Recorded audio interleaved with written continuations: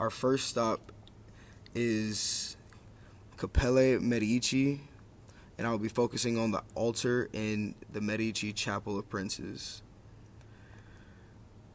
The Chapel of Princes is a burial room showcasing the power and dynasty of the Medici family. The altar itself is not a traditional altar. It does not contain any relics or inscriptions. It does showcase materials such as lapis lazuli, jasper, and onyx in a stone laying pattern called pietre d'or. And one of the depictions on the altar itself is of the Supper of Amos. The room was built in the early 1600s as part of a plan to build a grand burial site for the Medici family. The altar itself was part of the plan, but the other sites within the room are the burial, not the altar. The key words to describe this altar are commemoration, relics, dynasty, spectacle,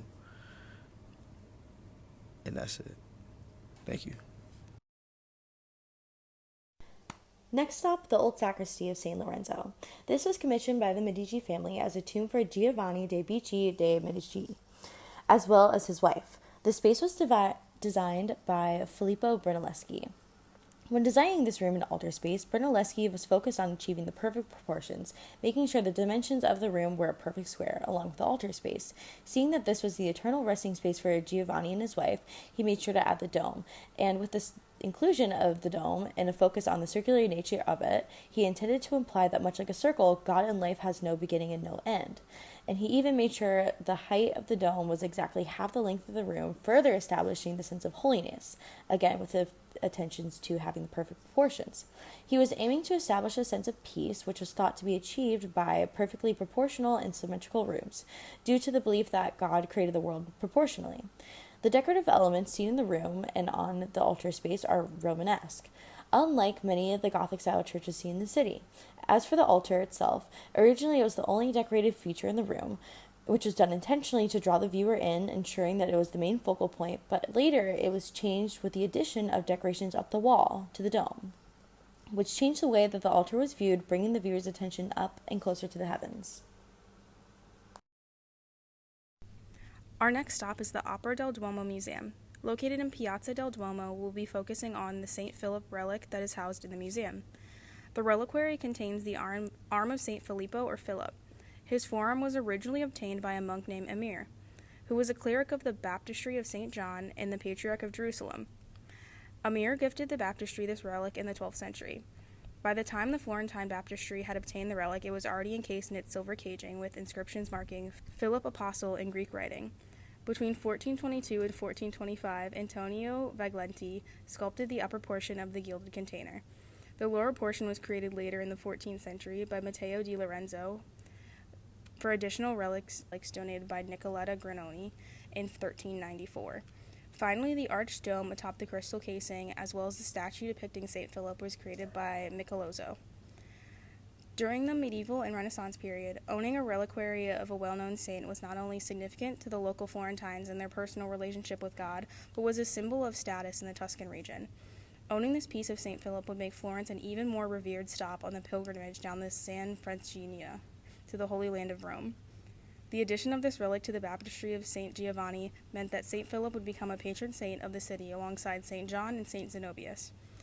Patron saints of Catholic cities often have annual accompanying celebrations and rituals.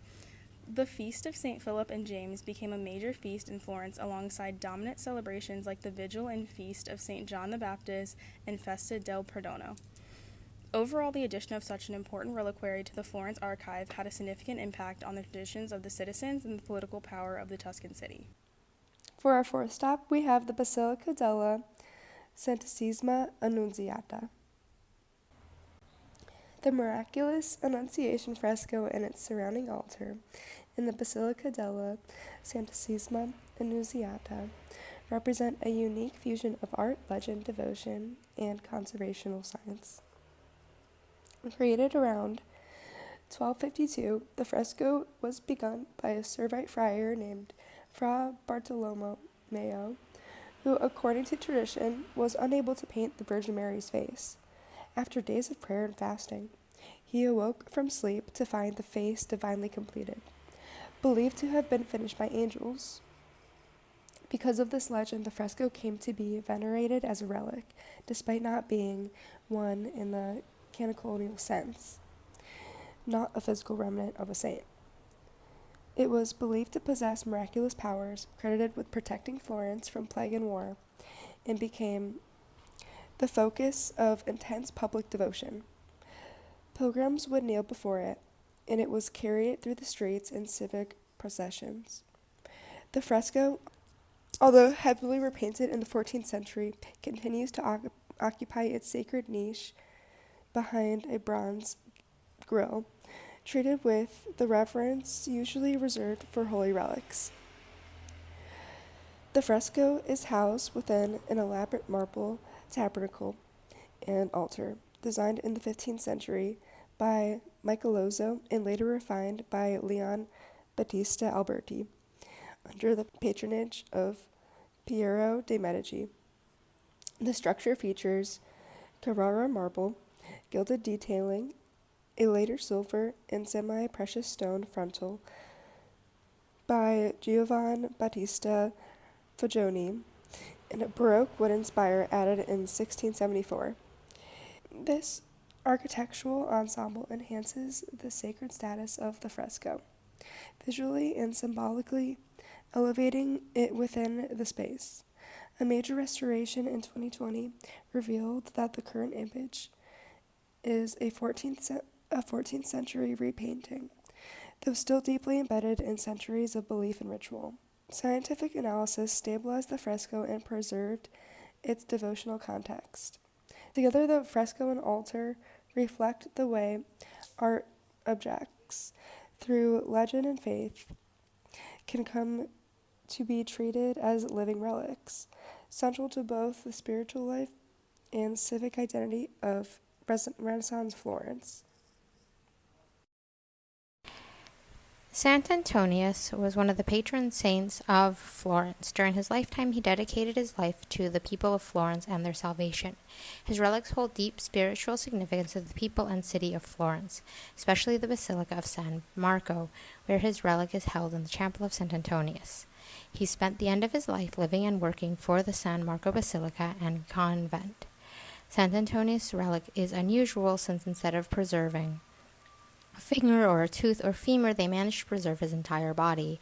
His body/relic is housed in a glass sarcophagus with marble and intricate brass details. There are bars in front of the glass to keep his body/relic safe. He is housed under the altar in the Saint Antonius Chapel, which harkens back to the time when all altars were dedicated to a saint and were required to have a relic in them to be able to function as an altar. Saint Antonius is dressed in his archbishop robes, which are highly decorated with gold thread and beads meant to highlight his divinity as an archbishop and saint. Usually with relics, just the piece housing the relic is ornate and decorated, since the relic itself is too small to be decorated. In the case of Saint Antonius, being able to preserve his whole body meant he can be preserved as his relic in his full glory. Because of this, I feel that the sarcophagus housing his body is less ornate, since the robes he is buried in are so ornate and decorated that the viewer's attention is drawn directly to Saint Antonius.